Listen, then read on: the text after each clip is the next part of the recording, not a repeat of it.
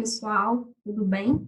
Sejam todos bem-vindos e bem-vindas. Meu nome é Fabiane Rezende e eu gostaria, antes de iniciar minha apresentação, de agradecer a Poliana pelo convite para estar aqui com vocês neste evento e vou conversar com vocês nos próximos minutos sobre nutrição sem prescrição, trazendo o Mindful Eating como foco da minha fala, tá bom?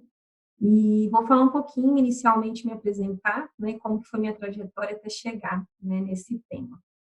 Então, para começar, gostaria de falar um pouquinho, né, como que eu iniciei minha formação profissional. Então, eu fiz graduação na Universidade Federal de Viçosa, né, entrei em 1999, para iniciar esse curso, e de 2004 a 2006 me dediquei aos estudos do mestrado, dando seguimento aí na graduação, né, na formação acadêmica, e de lá para cá venho desenvolvendo, né, trabalho tanto na área de ensino, pesquisa quanto extensão, nessa época muito focada em composição corporal, gordura corporal, doenças crônicas, especialmente, né, fatores de risco cardiovasculares. E, e aí, depois que eu terminei esse mestrado, eu comecei a trabalhar em algumas faculdades particulares aqui do estado de Minas Gerais, e em 2008 eu ingressei, né, através de um concurso na Universidade Federal do Mato Grosso, para me tornar professora efetiva, né, na época. E lá na Universidade Federal do Mato Grosso, continuei, né, seguindo aí nessa área de estudos na área de saúde cardiovascular, e somado a isso, também, né, na parte de nutrição hospitalar. E fiquei por lá, né, durante aproximadamente 4 anos, e depois eu fiz uma mudança de instituição, fui para a Universidade Federal do Tocantins, onde eu comecei a trabalhar com algumas disciplinas ainda da área clínica, mas fazendo uma transição para a área de saúde coletiva. E em 2014 eu me afastei das atividades para fazer o doutorado, e me lembro muito bem que o período do doutorado foi um período de muitos questionamentos acerca de como a nutrição vinha se configurando na prática clínica, e durante esse período, né, eu consegui aí, ter a oportunidade de conhecer o caminho de Mindfulness, de Mindful Eating. Então, através do professor Marcelo, que oferece um curso de Coaching Mindfulness e Mindful Eating, foi meu primeiro contato, minha primeira experiência, né? E daí, né, daí em diante, me conectei muito com esse caminho, né, uma abordagem não prescritiva, e comecei a buscar um pouco mais de aperfeiçoamento e aprimoramento, né, para poder levar isso tanto para o rumo da docência, e vocês vão ver que hoje ela se configura também no campo da minha prática clínica.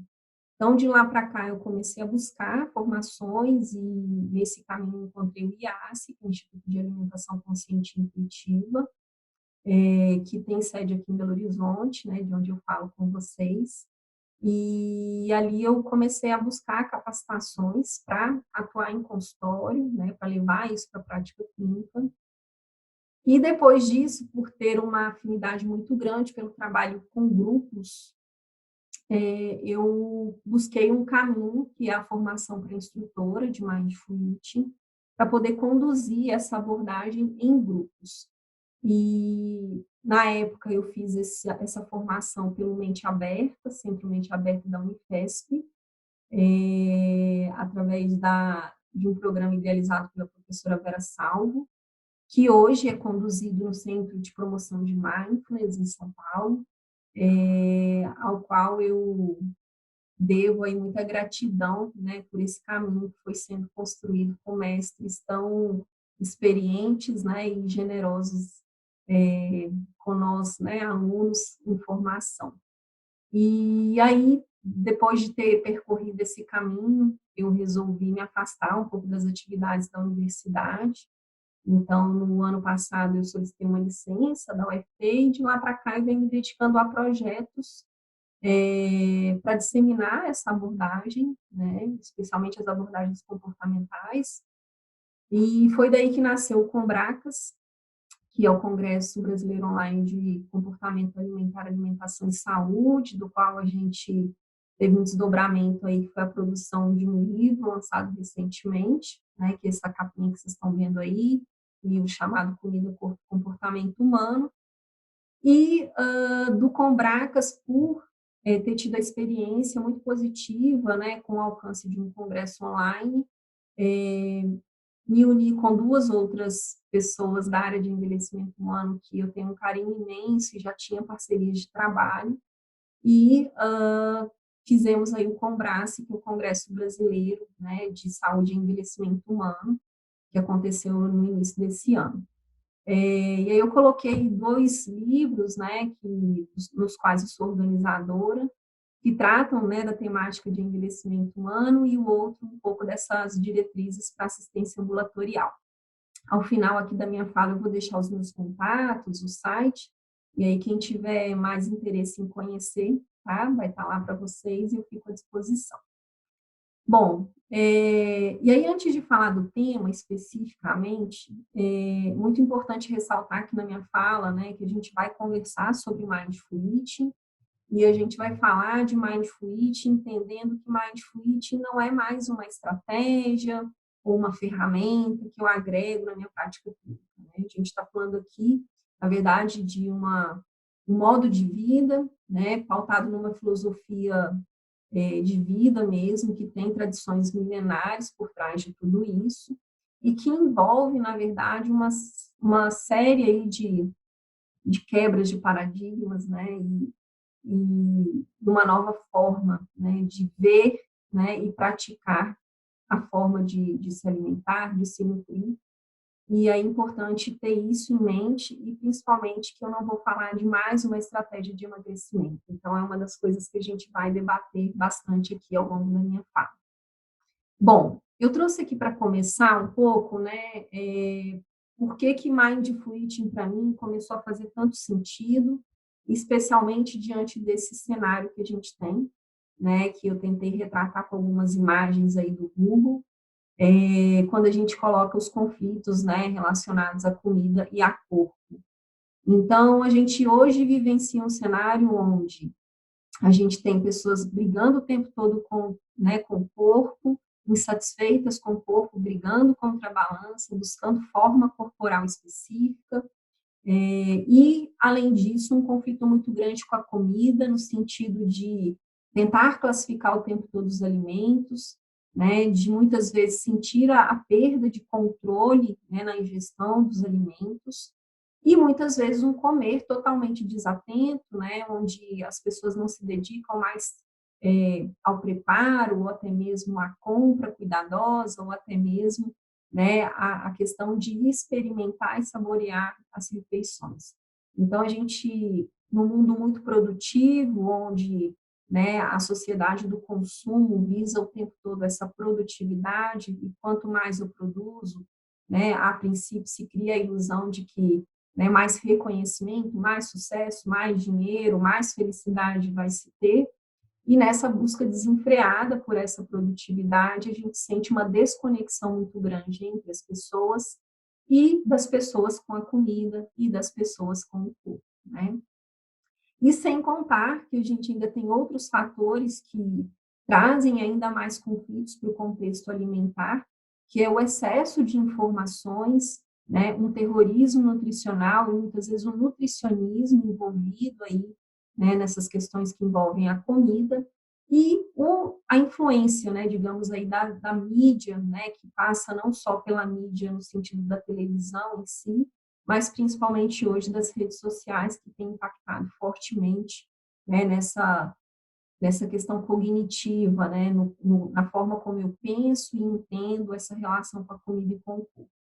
Então, diante desse retrato, né, a gente ainda agrega um problema de ambiente, que a gente chama de ambiente alimentar, que hoje tem sido nomeado como ambiente alimentar obesogênico, que é marcado pela alta disponibilidade de alimentos ultraprocessados, né, e normalmente a um custo muito mais baixo, né, e uma rapidez de acesso a isso, que faz com que as pessoas tenham um consumo hoje muito excessivo desses tipos de alimentos, com alta densidade energética, né, com aditivos químicos, enfim. Vocês que estão aí me ouvindo sabem muito bem do que eu estou falando. E esse documento, né, da Organização Mundial da Saúde, aponta, né, o quanto que nos últimos anos o Brasil, que está aí destacado para vocês, com essa linha superior, né, do gráfico, em bolinhas aí pontilhadas e verde, o quanto que o Brasil, né, se destaca como um dos países, né, da América Latina que mais investe, né, consome e gasta dinheiro com esse tipo de alimentação. E isso tem uma implicação muito forte, de fato, no desenvolvimento da obesidade, no ganho de peso da população e nos desfechos negativos mesmo para a saúde, no que diz respeito à doença crônica, e aí pegando não só doenças cardiovasculares, mas também, né, câncer. Então, é algo que nos chama muita atenção em termos, né, do destaque que o Brasil tem tido dentre os países da América Latina.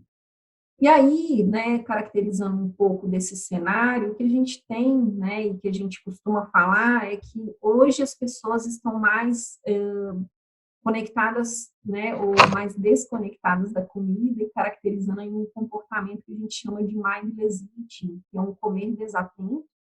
E aí não é um comer desatento só no momento da refeição em si, né, de não estar ali atento ao momento de comer, mas uma desatenção até no momento de escolher o que se vai comer ou de se atentar para as motivações, né, que nos levam a buscar determinados tipos de alimentos.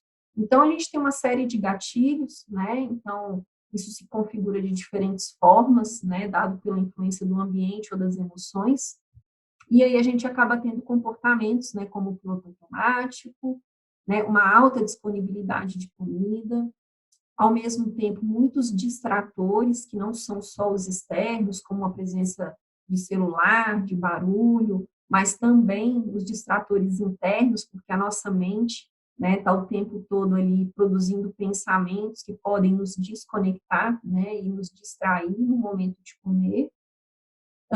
Os próprios scripts ou roteiros alimentares, né? Então, às vezes a gente associa determinadas situações ou contextos do nosso cotidiano à questão de comer determinados tipos de alimentos, né? Ou de se comportar de algumas formas por conta de crenças que são trazidas, né, na trajetória das pessoas ou imputadas mesmo na sociedade. E a questão do tamanho das porções e utensílios, que podem sim influenciar o maior consumo de alimentos, e a variedade de comida, que dependendo, né, de como as pessoas lidam com isso pode se configurar como uma desatenção para o comer, onde eu tenho muita variedade, e se eu não estou atento, eu acabo, às vezes, comendo, né, uma quantidade para além da que, né, eu precisaria naquele momento. Então, nesse contexto, né, quando a gente está falando desse comer desatento, a gente ainda tem uma questão, né, que anda em paralelo, digamos assim, que é a cultura das dietas, né, e a gente experimenta há décadas, né, o vai e vem das dietas da moda, e muitas vezes essas dietas da moda vêm com a alegação, né, de uma alimentação saudável, de uma busca pela saúde, e o que a gente observa é que as pessoas caminham, né, de tempos em tempos, elas vão mudando, né, o tipo de dieta que estão praticando, e isso, né, ao longo do tempo, vai repercutir não só, né, com riscos de deficiências nutricionais, com desconexão dos sinais, né, de fome e saciedade, mas também uma privação física e emocional que, no longo prazo, pode sim desencadear, né, tanto transtornos alimentares quanto obesidade. E isso tem sido claramente apontado em guidelines super importantes, né, de órgãos internacionais, como a Academia Americana de Pediatria, que coloca, né, no seu documento a dieta, né, restritiva, seja ela de qual natureza for, como um fator de risco importante para transtornos alimentares e para ganho futuro de peso. E isso que a gente está falando, na verdade, já vem documentado há algumas décadas na literatura, porém, né, a cultura da dieta ela é tão forte, né, a gente fala que a indústria da alimentação se associou à indústria da moda, à indústria farmacêutica, e junto com a indústria do bem-estar, e se criou, né, esse cenário muito forte de que as pessoas vão buscar as dietas, né, para emagrecer como sinônimo de saúde. E a gente sabe que isso é bastante questionável, não é alvo profundo da minha fala aqui, mas é importante que eu contextualize isso para vocês, para a gente entender o porquê adotar uma nutrição sem prescrição, né?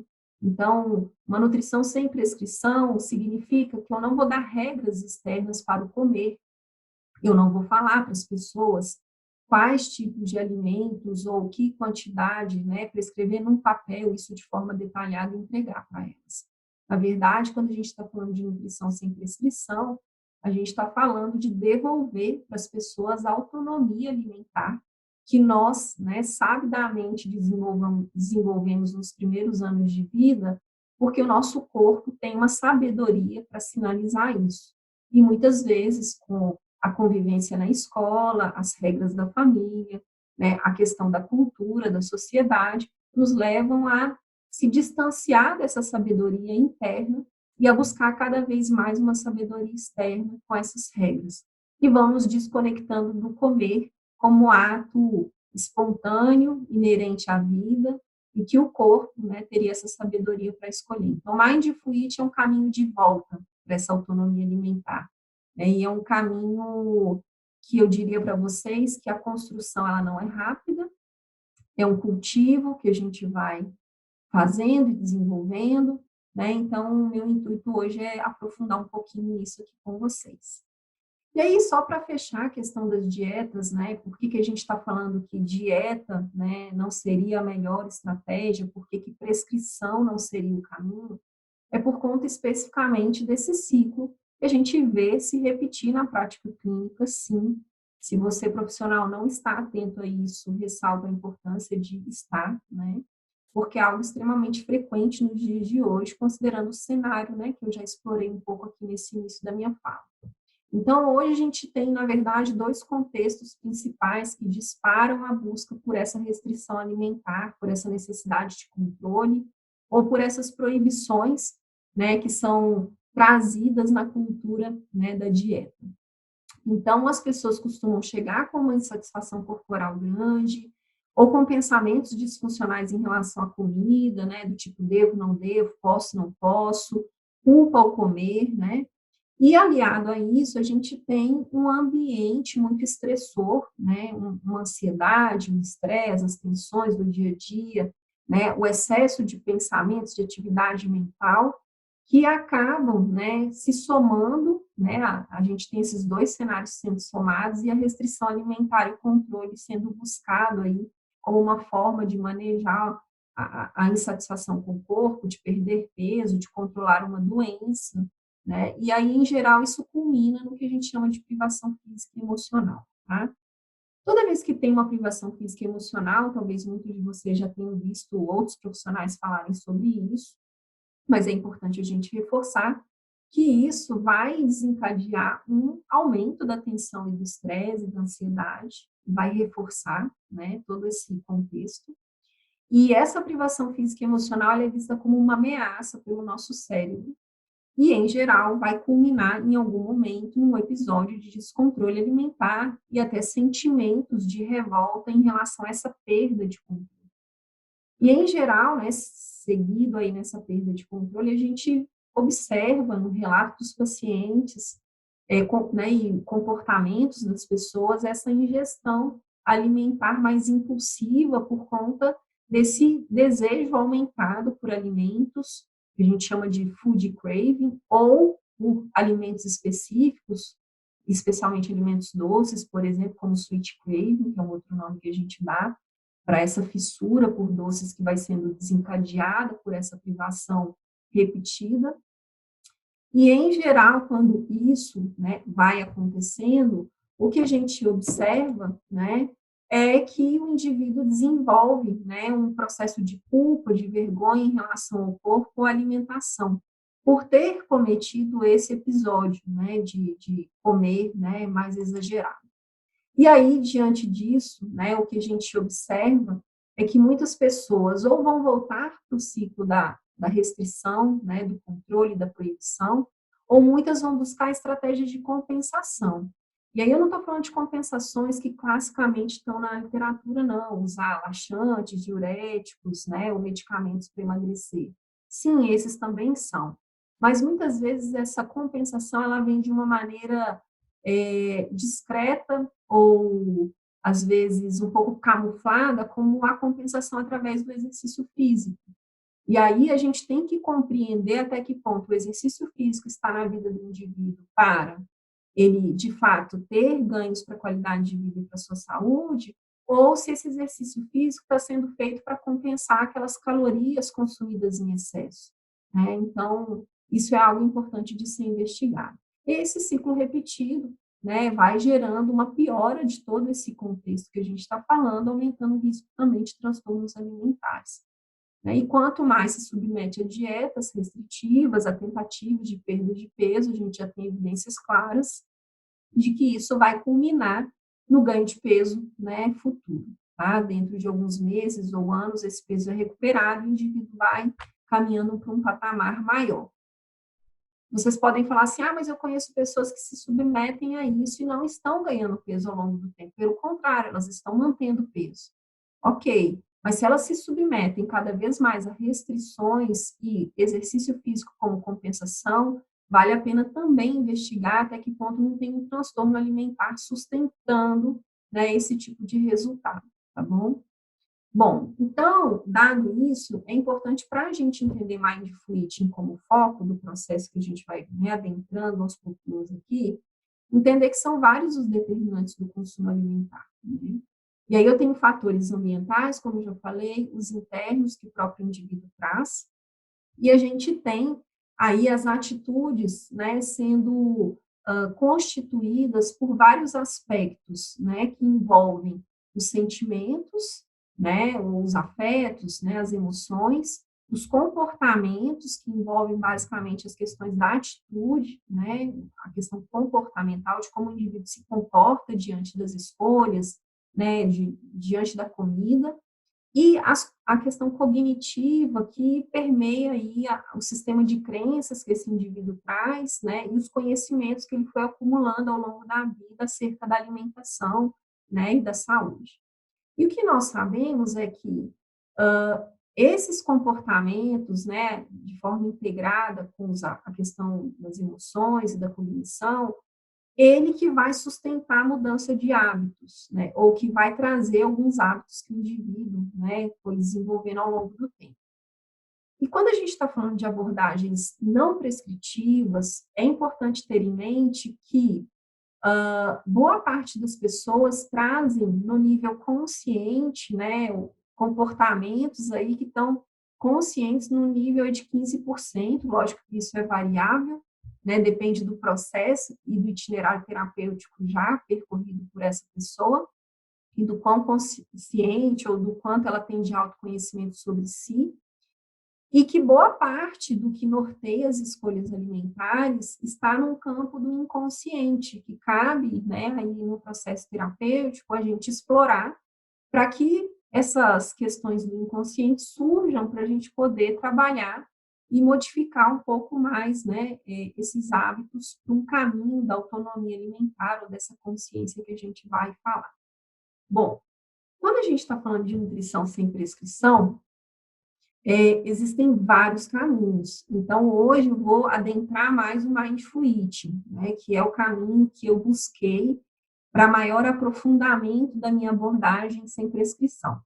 Porém, vale ressaltar que são muitos os caminhos. Então, desde técnicas de coaching, entrevista motivacional, modelos que avaliam estágios de mudança do comportamento, né, como o modelo transteórico, o modelo de competências alimentares, e aí a gente tem a autobiografia alimentar, que pode ser explorada, o aconselhamento nutricional, né, a abordagem RAIS, para quem não conhece, né, que fala da saúde em todos os tamanhos, o intuitive eating, né, o comer intuitivo, as próprias habilidades culinárias, dependendo de como isso é trabalhado no processo terapêutico, isso vai culminar, né, numa melhora né, da qualidade nutricional da alimentação, em mudanças na relação com a comida de modo positivo, a própria terapia cognitivo-comportamental aplicada à nutrição e, por fim, o Mindful Eating, que é aí o que a gente vai adentrar, né, na minha fala. Então, são muitas as possibilidades. Então, tudo isso, na verdade, envolve, né, o comportamento humano e as relações que permeiam aí, né, a questão da comida, do corpo. E muito importante lembrar que são abordagens que, em geral, né, para que a gente se torne habilitado para trabalhar com elas, a gente vai passar aí por uma formação que ela é vivencial, ou seja, não é algo que eu leio num livro e começo meramente a praticar.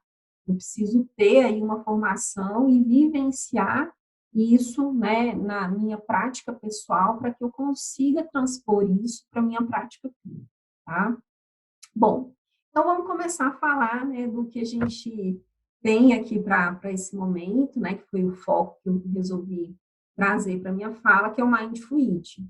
E eu não posso falar de Mindful Eating sem falar de Mindfulness, né, sem falar dessa habilidade de atenção plena, que, na verdade, é o que dá sustentação, né, é o que traz como vamos dizer assim, a base sólida, né, para a gente trabalhar Mindful Eating, tá? Então, quando a gente está falando de Mindful Eating, a gente está falando de uma intervenção baseada em Mindfulness. Então, para eu poder falar para vocês de Mindful Eating, eu preciso falar um pouquinho de Mindfulness, pode ser que quem está aí me ouvindo do outro lado já conheça, né, isso um pouco mais, mas como eu posso ter aqui pessoas que nunca ouviram falar, para a gente poder fazer uma fala um pouco mais assertiva e atingir o objetivo, né, da palestra de hoje, vou falar um pouquinho aí do Mindfulness para vocês.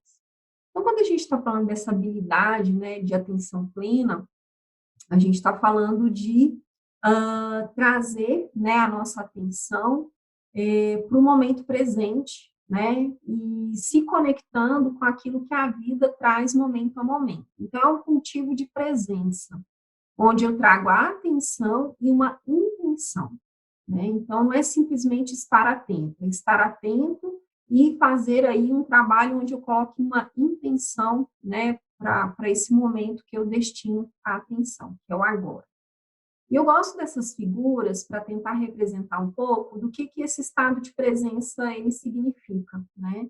Então, em geral, as pessoas ou elas estão muito no futuro, né, com pensamentos do que virá, do que acontecerá, de projeções futuras, que cursa muito com os quadros de ansiedade, ou as pessoas estão muito com pensamentos, né, do passado, com ruminações de algo que aconteceu, né, enfim, envolvendo às vezes sentimentos de culpa, de ressentimento, de autocrítica, de julgamento, ai, não deveria ter feito isso, não deveria ter feito aquilo, ai, não devia ter me portado daquela forma, ou por que que isso aconteceu comigo. Então, esse apego a eventos passados está muito conectado com os quadros depressivos. E a gente pode ter essas situações acontecendo né, intercambiando, a gente pode ter cada hora, né, essas situações aí se apresentando para uma mesma pessoa. E quando a gente está nesse estado mental, né, onde meus pensamentos estão muito no futuro ou muito no passado, a gente começa a embarcar nesse filme que a nossa mente conta, e aí a gente não consegue enxergar aquilo que está à nossa frente. Então, essa figurinha que tem aí duas pessoas, né, com uma mesma paisagem na frente, representa o que seria uma pessoa desatenta, onde ela tem uma paisagem de árvores e um sol na frente dela, mas ela não está conectada com isso, ela está conectada com várias outras coisas que a mente dela está contando. E a gente tem o estado mindful, né, o estado de presença, né, onde eu cultivo essa atenção plena e eu, de fato, estou ali com o meu corpo, a minha mente, né, conectado com o que a vida me apresenta. Então, quando a gente está falando de mindfulness, a gente vai falar aqui de uma forma de ser, de uma forma de viver, onde eu cultivo na maior parte do tempo, ou eu consigo estar nesse estado de presença a maior parte do tempo. É natural que a mente faça esses movimentos, mas quando a gente desenvolve as habilidades, né, as atitudes de mindfulness, a gente consegue tomar uma consciência mais rápida disso e trazer a nossa atenção para o momento presente. Então, a gente consegue tomar escolhas mais conscientes, né, para aquilo que a vida traz. E quando eu estou falando de mindfulness, eu estou falando, na verdade, né, como eu falei, de uma forma de viver, de uma filosofia de vida. Então, a gente poderia enquadrar mindfulness como uma prática também integrativa, né, contemporânea e complementar, que ela visa promover um estado mental alternativo ao que normalmente a maioria das pessoas estão, que é a desatenção, essa reatividade ao que as situações do cotidiano traz, e esse apego, né, esses condicionamentos da mente. E como eu falei, a gente está falando de algo que vem de uma tradição milenar, né, e que foi, vamos dizer assim, disseminada no Ocidente, principalmente por John Kabat-Zinn, né, que aparece como a figura e mais relevante em termos de ocidentalização dessa prática, que é um praticante de meditação e que ele viu a possibilidade da meditação beneficiar pessoas, né, principalmente no combate ao estresse. Então, o primeiro programa de mindfulness, né, ele foi, vamos dizer assim, pesquisado, estudado, né, em 1979, e de lá para cá, né, os programas foram sendo estruturados e aprimorados para uma série de situações, né, da área da saúde, e especialmente a gente vai dar a ênfase aqui, então, de como que o Mindful Eating, né, traz essas atitudes. Então, quando a gente está falando de mindfulness, inicialmente a gente tinha 7 atitudes né, que faziam parte dessa, né, dessa filosofia de vida, e mais recentemente outras 2 foram acrescentadas a elas. Eu não vou ter tempo aqui de me debruçar sobre cada uma delas, mas é entender que quando eu estou falando de mindfulness, a gente está falando de ter um olhar atento e curioso, como se a gente estivesse lidando com as situações pela primeira vez, mesmo que elas possam parecer situações habituais, porque sempre haverá algo novo quando a gente leva esse olhar mais curioso, então é a mente de principiante, o não julgamento, né, do que se apresenta, a aceitação, muito importante isso quando a gente está falando de doença crônica, né, de excesso de peso, né, de insatisfação corporal, ou de não controle, né, que a gente tem sobre a vida, então aceitar isso é muito importante para o processo de mudança, o deixar ir, né, o não se apegar, o saber confiar na vida, em si, no corpo, o ter paciência, porque, como eu falei com vocês, é algo que exige, né, esse entendimento de que é um processo onde a mudança ela vai acontecer de forma mais lenta e, em geral, muitas coisas vão fugir da expectativa que a gente cria. Então, esse cultivo das habilidades anteriores é importante para a gente caminhar no processo. A ausência de esforço, né? Quando eu estou gastando muita energia para uma coisa, quando eu estou ali, né, percebendo que parece que eu estou fazendo muita força, eu dependo de muito engajamento para algo e que aquilo está pesado, provavelmente esse é um caminho que não é o melhor caminho, né, que é mais sustentável e que vai te trazer saúde. E, por fim, as 2 últimas questões, que é a generosidade, né, ter um olhar gentil para nós mesmos, né, que, em geral, a gente acaba se culpando, se cobrando o tempo todo, e a gratidão, né? E a gente leva essa gratidão para o ato de comer, a forma como a gente enxerga o corpo, né? E honra esse corpo, né? Que a gente habita. Então, é um treino mental, né? Através das práticas, a gente consegue promover neuroplasticidade, criar novas conexões, né? No nosso cérebro, e isso acaba desencadeando, né? Uma sustentação melhor, né? Nessa mudança de comportamento. Mindfulness leva a gente muito para esse caminho de atenção. E, às vezes, a gente vai entrar em contato com situações que podem ser de sofrimento.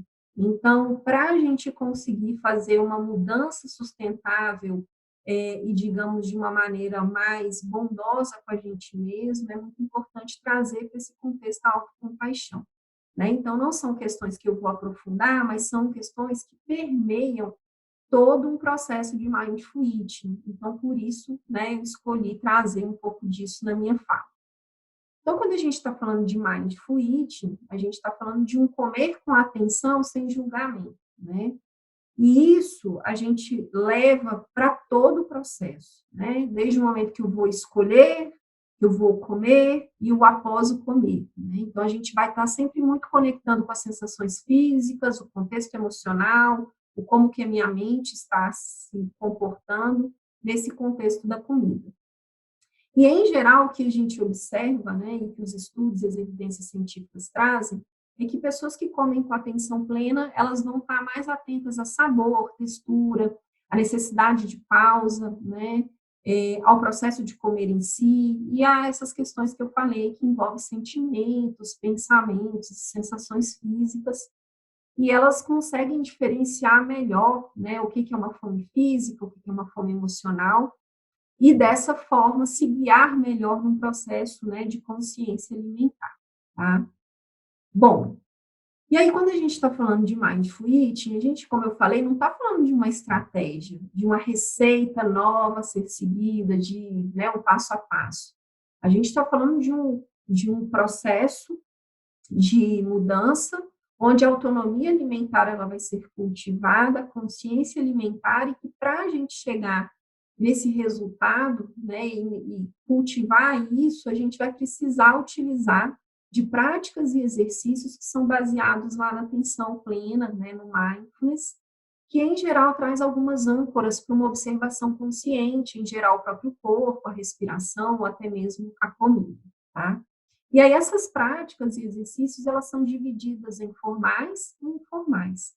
E aí as formais são o que as pessoas às vezes chamam de meditação, não tem um cunho religioso, mas são práticas guiadas, né, pelo instrutor, que têm objetivos específicos e que vão cultivar as atitudes de mindfulness, né, no contexto da alimentação. E as informais são atividades que a gente coloca, né, para que as pessoas cultivem esse estado de presença no seu cotidiano, e aqui no caso, na relação com a comida ou com o corpo, tá? E aí, muito importante lembrar que a gente tem um centro, né, americano, que traz diretrizes para o Mindful Eating, e aí vocês vão poder acessar isso depois, né? E é muito importante lembrar que, para a gente entrar nesse contexto do Mindful Eating, a vivência pessoal é algo extremamente importante, né? Na verdade, é um pré-requisito para que a gente possa, né, adentrar esse universo e poder trazer ele para a prática clínica, tá? Bom, então, algo que é muito trabalhado quando a gente está falando de mindful eating é esse ciclo do comer consciente, onde a gente não vai se preocupar somente ou não vai se trabalhar somente o que, quanto e quando se come, né? A gente, na verdade, vai aprofundar essa abordagem, investigando o como, né, se come, onde eu como, o porquê, para que eu como, né? E toda vez que a gente estiver trabalhando esses questionamentos, né, na abordagem, ali na prática clínica, ou com grupos, né, enfim, a gente sempre vai lembrar que tem pensamentos, sentimentos e sensações que vão ser exploradas para cada uma dessas perguntas. Então, esse ciclo, né, ele traz essa conexão com a sabedoria interna, é pré-requisito para a gente desenvolver essas percepções, o sentir no corpo. Então, essa conexão com o corpo é muito importante, mas também essa percepção de como que a mente tem funcionado, como que são os meus sentimentos e as minhas emoções, e como que isso se relaciona com o corpo, com os pensamentos e com a comida, né?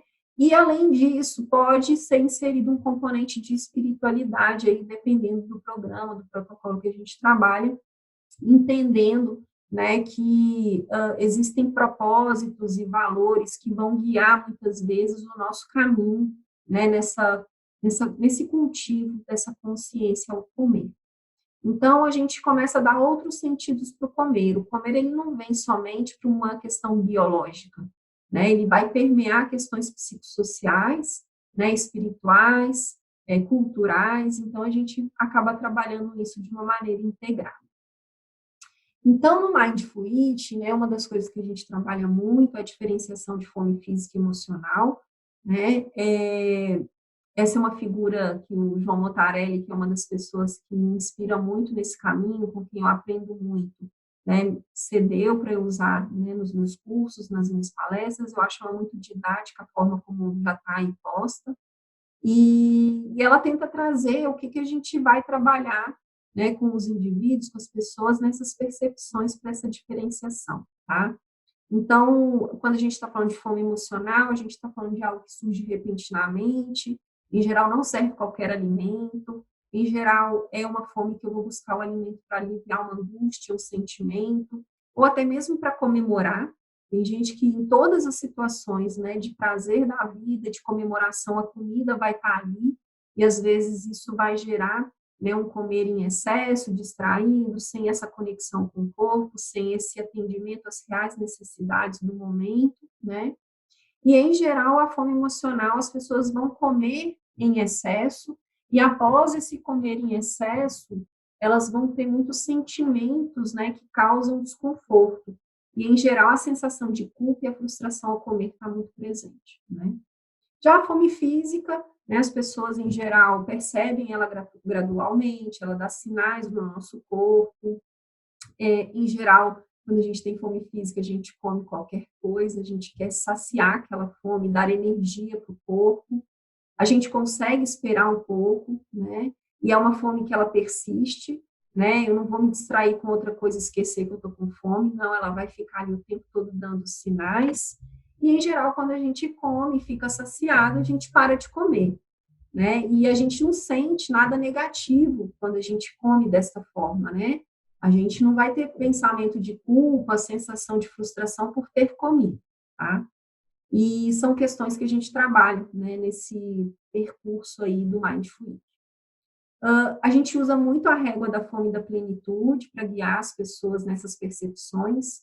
É muito importante lembrar que essas percepções, elas são resultado de um controle neuroendócrino, né, que permeia o processo de fome, né, de saciedade, o apetite, e existem zonas ideais de consciência para se comer, que a gente vai levando o indivíduo a perceber quais são essas zonas e o momento ideal para iniciar, né, o ato de comer, o momento de parar. E isso está muito conectado com essa sensação de plenitude também, né? O quanto que eu sinto o meu estômago cheio, o quão confortável ou desconfortável a gente está em relação a esse ato de comer. E isso exige uma atenção, uma presença, uma conexão com o corpo. Quem vem de ciclos repetidos de dieta são pessoas que vão ter muita dificuldade de perceber isso. Eu costumo falar que se você acumulou anos de prática de dietas, pode ser que você demore meses ou anos para conseguir reconectar esses sinais, né? E alguns estudos têm mostrado que após 2 anos, por exemplo, de uma intervenção, né, de dieta, a gente não consegue voltar para o baseline da produção, por exemplo, de grelina, né, de hormônios que são orexígenos, e nem os anorexígenos, né, como PYY, colecistoquinina, né, aminina, enfim, tem uma série de trabalhos que mostram isso. Então, esse uso dessa régua, né, ele acaba sendo muito útil para a gente guiar os pacientes nessa reconexão. Outra estratégia que a gente usa muito, né, e aí não só para a questão alimentar, mas para as práticas de mindful eating como um todo, é o diário. Aqui eu estou falando de diário alimentar, mas pode ser um diário das práticas, das atividades que são colocadas no itinerário terapêutico. E, em geral, a gente não vai investigar classicamente aquilo que o diário alimentar costuma trazer, né? Que é o que comeu, quanto, que horas, né? E a forma de preparo. Não, a gente vai mais explorar aqui os sentimentos, os pensamentos e as sensações físicas. Então, esse é um dos modelos do que eu uso na minha prática clínica, né? Depois, quem quiser entrar em contato comigo, pode mandar e-mail, eu disponibilizo isso para vocês, vários livros, né? Trazem também esse instrumento, e muito mais importante do que ter esse instrumento para trabalhar, é ter a habilidade e a competência para explorar o que vai surgir com esse diário. Então, eu tenho que ter isso muito claro na minha prática, né? Porque, querendo ou não, se o meu paciente traz um sentimento, um pensamento, uma sensação física, eu preciso minimamente conectar isso ao processo terapêutico e saber como encaminhar, né, isso no processo de mudança. Outra questão que a gente trabalha muito é a saciedade do gosto, né? É trazer para o cotidiano, para as relações com a comida, essa percepção do quão satisfeito eu estou, não só no sentido de saciar uma fome física, mas do quão satisfeito eu estou em relação ao prazer que esse alimento traz, né? A sensação do gosto mesmo. E essa atenção ela é importante de ser cultivada, porque, em geral, quando a gente está falando de satisfação ao comer, muitas pessoas podem se sentir mais conectadas com o prazer em comer alimentos de alta densidade energética, ricos em gorduras e açúcares, como o chocolate que eu coloquei aí de exemplo. E muitas vezes, quando eu tenho um estado mindless, a gente acaba comendo para além do fator satisfação, né? Na verdade, para além, né, do pico aí da saciedade do gosto. E aí estar atento pode me levar ao quê? A perceber que eu já me satisfiz com aquela quantidade, com aquele alimento e que eu não preciso comer mais. Ou muitas vezes a gente vai perceber uma relação de apego, onde eu já comi, estou satisfeita, mas eu quero encontrar naquele alimento aquele prazer, né, que eu não consegui encontrar, né, na primeira, na segunda, na terceira mordida, e que às vezes eu não vou encontrar nem na quarta, nem na quinta, nem na sexta. Por quê? Porque não é aquilo que eu preciso, né, para ter o meu prazer ou a minha satisfação atendida, não vai ser preenchida pela comida. E aí pode ser que, né, venha a surgir, né, na exploração de uma prática como essa, que eu estou buscando atender uma necessidade com a comida e que ela não vai ser satisfeita pela comida porque é a necessidade de outra natureza.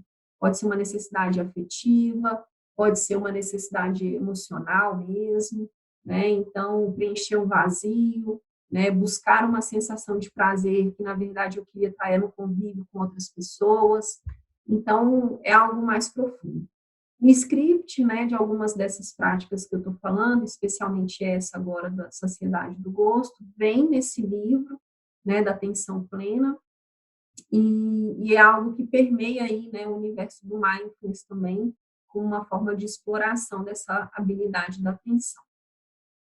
E aqui algumas práticas informais, né?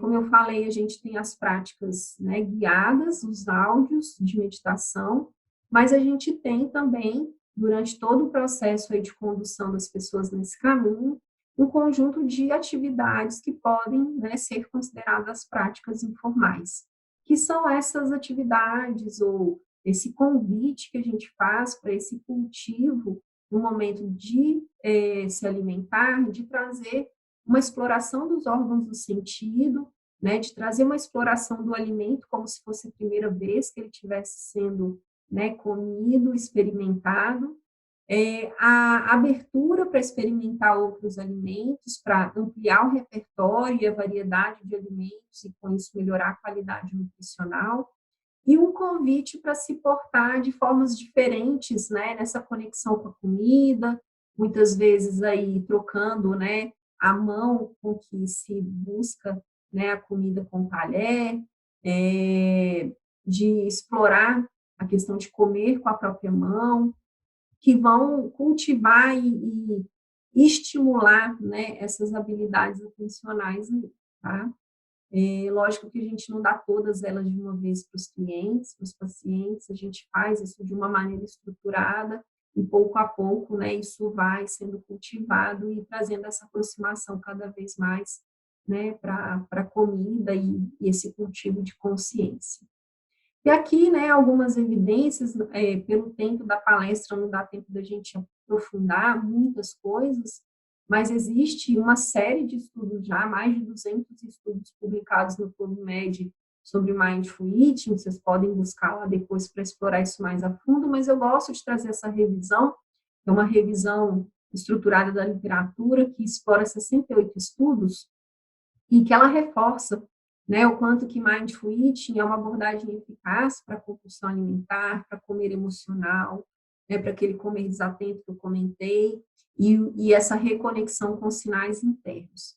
E eu gosto muitíssimo de ressaltar que nós não temos evidências nenhuma né, até o momento, que sustente a ideia de que Mindful Eating é uma estratégia para perda de peso, para emagrecimento. Infelizmente, como a gente tem visto, né, alguns profissionais vender, né, ou divulgar, né, nos seus, né, nos seus espaços. Então, muito importante que vocês saiam daqui com essa mensagem, né? A gente não está falando de uma receita nova que vai resolver o problema do excesso de peso, da obesidade, o controle da composição corporal. Não. A gente está falando aqui de uma abordagem que vai cultivar uma nova forma de se relacionar com a comida e com o corpo, e que vai promover saúde, que é pautada no autocuidado, e que vai trazer um ganho de qualidade de vida na saúde física, emocional, mental das pessoas, e que com certeza vai agregar, talvez aí, né, mais longevidade e mais satisfação com a vida, né? Então, importante lembrar que, né, não é algo para emagrecimento. Esse outro estudo que eu gosto de trazer, né, é que muitas vezes as pessoas questionam no campo das doenças crônicas se a gente pode ou não usar estratégias não prescritivas, né?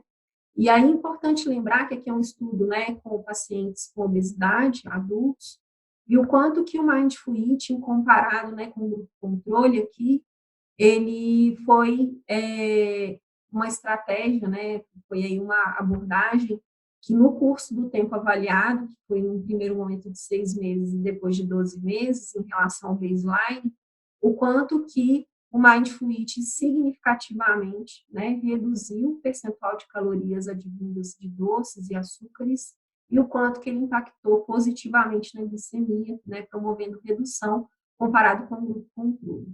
Então, a gente caminha para um aumento de evidências nesse sentido, é o que a gente tem observado nos últimos anos nas publicações, né? Então, nos dá segurança, né, para a gente levar uma abordagem dessa natureza para o campo da prática.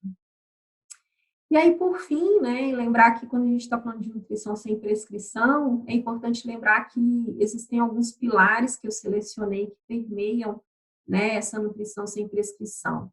Né? Um deles é o vínculo, né, a empatia e a escuta qualificada.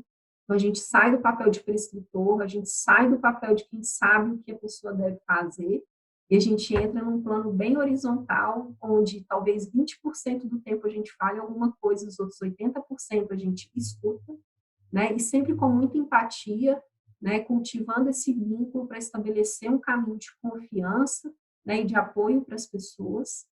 É muito importante lembrar, né? Que a gente vai respeitar os saberes, né? E a autoridade no assunto, sim, você como profissional vai deter esses saberes e essa autoridade no assunto, mas a sua postura não deve ser autoritária, né? Não deve ser uma postura impositiva, punitiva ou que reforce a cobrança, né, excessiva do seu cliente. Então, esse diálogo horizontal, essa abordagem visa a gente se despir um pouco, né, desse papel prescritor e muitas vezes de que vai cobrar o resultado na balança, se seguiu ou não o plano alimentar. Então, a gente deixa isso tudo de lado. Lembrar que um dos pilares seria a saúde integral, né, em múltiplas dimensões do comer. Lembrando aqui que do conceito de saúde, que não é só focado no físico, né, a gente consegue, através da alimentação, trazer saúde emocional, saúde mental, cultivar a espiritualidade, né, e alimentar isso nas pessoas. E que comer, né, não é um simples ato de levar nutrientes para o corpo, né? O comer, ele permeia uma série de questões da nossa vida, reforçando os laços com as pessoas, né, as memórias afetivas, trazendo, né, uma postura de mais cuidado com o momento da refeição e cultivando com tudo isso nessa saúde mais integral. E o cultivo da autonomia e do autocuidado, que está muito bem descrito na política de educação popular em saúde e no marco de educação alimentar e nutricional, que são dois documentos que deram origem ao nosso guia alimentar. E se a gente pegar o guia alimentar, né, ele não fala de prescrição, né, em nenhum momento existem regras, né, rigorosas para esse comer ou, digamos, uma necessidade de ficar quantificando o que se come. O foco é muito mais na qualidade nutricional e na forma como a gente escolhe e cultiva isso, né, no nosso dia a dia. O capítulo 4 do guia é muito conectado com o Mindful Eating. Todos os outros são, mas o 4 ele fala muito do ato do comer, da comensalidade. Então, é algo, né, que vocês podem depois olhar, né, com esse novo conceito que a gente está aqui trabalhando, tá bom? Então, deixo aqui essa mensagem, né, que Mindful Eating pode retratar, né, na rotina de quem cultiva esse caminho, e então que a gente saiba aí cultivar essa sabedoria interna, né, para que a gente possa nos acolher, acolher o próximo, acolher a diversidade de alimentos e tudo que está, do jeito que está, sem uma crítica, autocrítica, julgamento, autojulgamento, e apego, né, com atenção, mas também com gentileza e com compaixão. Então, que a gente possa aceitar que todos os alimentos façam parte, né, da nossa rotina alimentar, mas sempre levando, né, uma consciência para esse processo, né, das nossas escolhas. Deixo aqui meus contatos, então vocês têm o meu e-mail. Nas redes sociais, eu coloquei 3 perfis, né? O primeiro é o meu perfil, né, profissional. Os outros 2 são dos congressos que eu citei no início da minha fala. Deixo aqui o meu site, né? Então, lá vocês vão conseguir ter um pouco do trabalho que eu tenho feito. Então, tem alguns cursos, formações, né, e aprimoramentos que a gente oferece, eu em parceria com outros profissionais que têm trilhado esse caminho, né, da nutrição sem prescrição. E quem tiver dúvida, quiser alguma bibliografia, né, alguma curiosidade, pode me escrever, tá bom? Será uma alegria poder contribuir aí na jornada de vocês.